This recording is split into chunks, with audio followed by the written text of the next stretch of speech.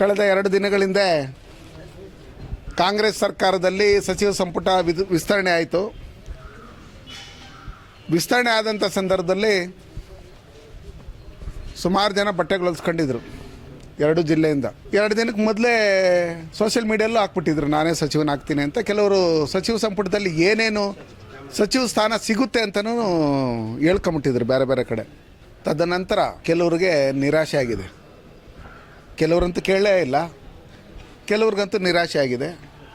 ಯಾಕಂದರೆ ಇವರು ಏನೇನು ಎತ್ತ ಅನ್ನೋ ಲೆಕ್ಕಾಚಾರದಲ್ಲಿ ಅವ್ರ ಹೈಕಮಾಂಡ್ ಗೊತ್ತಿರೋದ್ರಿಂದ ಇವ್ರು ಕೊಟ್ಟರೆ ಬಂಗಾರಪಟ್ಟೆ ಇರ್ತೈತಾ ಇಲ್ಲಾಂದರೆ ಮಾರ್ಕ್ ಅಂತಾರ, ಈ ಥರ ಎಲ್ಲ ಯೋಚನೆ ಮಾಡಿದ್ದಾರೆ. ಈ ಥರ ಎಲ್ಲ ಯೋಚನೆ ಮಾಡಿ ಈಗಲೇ ಇಷ್ಟೊಂದು ಕೇಸ್ಗಳಿದ್ದಾವೆ, ಈಗಲೇ ಇಷ್ಟೊಂದು ಸರ್ಕಾರಿ ಜಮೀನುಗಳು ಇನ್ನೊಂದು ಮತ್ತೊಂದು ಒತ್ತುವರಿ ಮಾಡ್ಕೊಂಡಿದ್ದಾರೆ.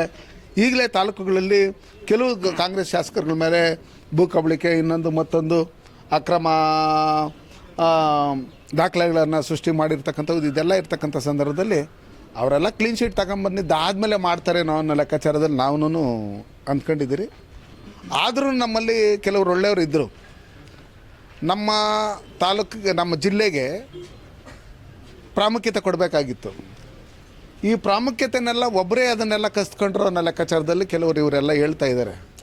ಯಾಕಂದರೆ ಇವರು ಬೇಕಂದ ಕಾಲುಗಳು ಇಟ್ಕೊಂತಾರೆ, ಬೇಡ ಅಂದ ಕಾಲು ಎಳಿತಾರೆ, ಇವನ್ನೆಲ್ಲ ಮಾಡ್ತಾ ಇರ್ತಾರೆ. ಅದನ್ನೆಲ್ಲ ಅವರು ಸುಮಾರು ಒಂದು 7 ಬಾರಿ ಸಂಸದರಾಗಿ ಇವ್ರನ್ನೆಲ್ಲ ನೋಡಿರ್ತಾರೆ. ಹೊಸ್ದಾಗಿ ಹೋಗಿ ಕಾಲು ಇಟ್ಕೊಂಬಿಟ್ರೆ ಮಾಡಿಬಿಡ್ತಾರ. ಹಂಗಾಗಿ ನಮ್ಮ ಕೋಲಾರ ಮತ್ತು ಚಿಕ್ಕಬಳ್ಳಾಪುರ ಜಿಲ್ಲೆನ ಇವರು ಯಾವುದೇ ಕಾರಣಕ್ಕೂ ಲೆಕ್ಕಕ್ಕೆ ಇಟ್ಕೊಂಡಿಲ್ಲ. ಪ್ರತಿಯೊಂದರಲ್ಲೂ ಅಭಿವೃದ್ಧಿಯಲ್ಲೂ ಶೂನ್ಯನೇ, ಸಚಿವ ಸಂಪುಟದಲ್ಲಿನೂ ಶೂನ್ಯನೇ, ಉಸ್ತುವಾರಿ ಸಚಿವರು ಮಾಡೋದ್ರಲ್ಲಿನೂ ಶೂನ್ಯನೇ ಆಗಿರೋದ್ರಿಂದ ನಮ್ಮ ಕೋಲಾರ ಮತ್ತು ಚಿಕ್ಕಬಳ್ಳಾಪುರ ಜಿಲ್ಲೆಯಲ್ಲಿ ಅಭಿವೃದ್ಧಿ ಶೂನ್ಯ ಆಗಿದೆ.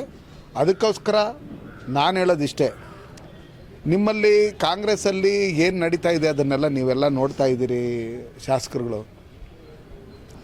ದಯವಿಟ್ಟು ಇವತ್ತೇನು ನೀವು ಕರ್ನಾಟಕ ರಾಜ್ಯದಲ್ಲಿ ಎಷ್ಟೋ ಜನ ಬಡವರ ರೇಷನ್ ಕಾರ್ಡ್ಗಳನ್ನು ಕಿತ್ಕೊಂಡಿರ್ತಕ್ಕಂಥದ್ದು, ಓಲ್ಡ್ ಏಜ್ ಪೆನ್ಷನ್ಗಳನ್ನು ಕ್ಯಾನ್ಸಲ್ ಮಾಡಿರ್ತಕ್ಕಂಥದ್ದು, ಇದನ್ನೆಲ್ಲ ನೋಡಿದಂಥ ಸಂದರ್ಭದಲ್ಲಿ ಭ್ರಷ್ಟಾಚಾರದಲ್ಲಿ ತುಳುಕಿರ್ತಕ್ಕಂಥವ್ರನ್ನ, ಕೇಸ್ಗಳಿರ್ತಕ್ಕಂಥವ್ರನ್ನ, ಮರ್ಡರ್ ಕೇಸ್ಗಳಿರ್ತಕ್ಕಂಥವ್ರನ್ನ ಏನು ಹೇಳ್ರಿ, ವಾಲ್ಮೀಕಿ ಅಭಿವೃದ್ಧಿ ನಿಗಮದಲ್ಲಿ 100 ಕೋಟಿ ಹಗರಣ ಮಾಡಿರ್ತಕ್ಕಂಥವ್ರನ್ನ ಇಂಥವ್ರನ್ನೇ ಸಚಿವ ಸಂಪುಟದಲ್ಲಿ ತುಂಬ್ಕೊಂಡಿದ್ದಾರೆ.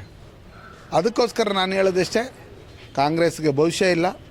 ಮುಂದಿನ ದಿನಗಳಲ್ಲಿ ಕರ್ನಾಟಕ ರಾಜ್ಯದಲ್ಲಿ ಭಾರತೀಯ ಜನತಾ ಪಾರ್ಟಿ ಅಧಿಕಾರಕ್ಕೆ ಬರುತ್ತೆ. ಆ ನಿಟ್ಟಿನಲ್ಲಿ ಈಗಿರ್ತಕ್ಕಂಥ ಏನು ಶಾಸಕರುಗಳಿದ್ದಾರೆ, ಈಗಲಾದ್ರೂ ಜನಪರವಾದಂಥ ಕೆಲಸ. ಹೈಕಮಾಂಡ್ಗೆ ನಿಮ್ಮ ಮೇಲೆ ನಂಬಿಕೆ ಇಲ್ಲ, ಜನಗಳ ಮೇಲೇ ನೀವು ನಂಬಿಕೆ ಇಡಬೇಕು.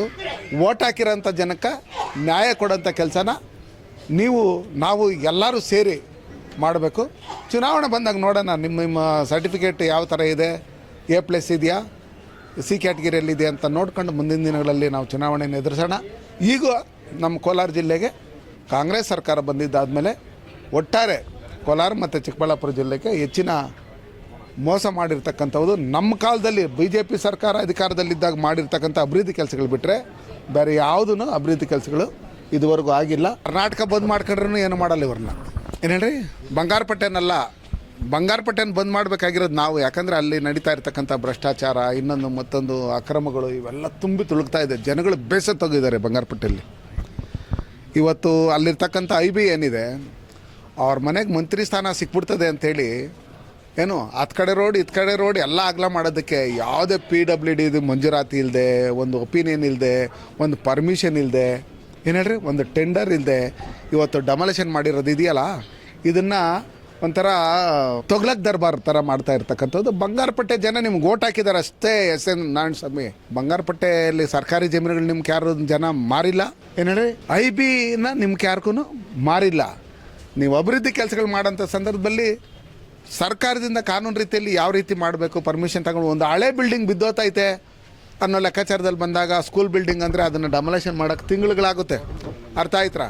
ಇವತ್ತು ಇವರು SN ಸಿಟಿಯಲ್ಲಿ ಮತ್ತು ಗಾಲ್ಫಲ್ಲಿ ಬೇರೆ ಬೇರೆ ಕಡೆ ರೆಸಾರ್ಟಲ್ಲಿ ಹೋಟ್ಲುಗಳು, ಬಿರಿಯಾನಿ ಅಂಗಡಿಗಳು ಓಪನ್ ಮಾಡ್ಕೊಂಡು ಇವತ್ತು ರಸ್ತೆಯಲ್ಲಿರ್ತಕ್ಕಂಥ ಎಲ್ಲ ಅಂಗಡಿಗಳನ್ನು, ಹೋಟ್ಲುಗಳನ್ನು ತೆರವುಗೊಳಿಸೋಂಥ ಕೆಲಸಗಳನ್ನು ನೀವು ಮಾಡ್ತಾಯಿದ್ದೀರಿ.